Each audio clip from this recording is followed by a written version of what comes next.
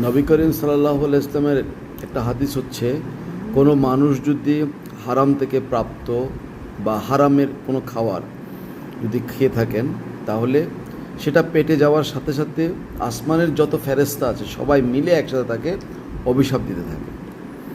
আর এটা পেটে যতক্ষণ পর্যন্ত থাকে ততক্ষণ পর্যন্ত আল্লাহ তার রহমত তার থেকে তুলে নেন, তার দিকে তাকানো না। অর্থাৎ সে যদি যতক্ষণ পর্যন্ত আল্লাহর কাছে ক্ষমা না চাচ্ছে খালেস দিলে, সে ক্ষমাও প্রাপ্ত হবে না, আল্লাহর রহমতও সে বঞ্চিত হবে।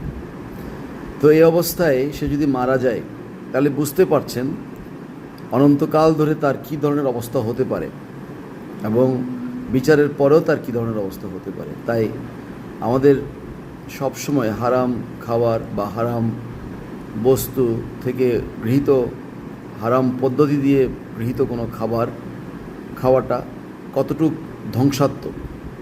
ধন্যবাদ।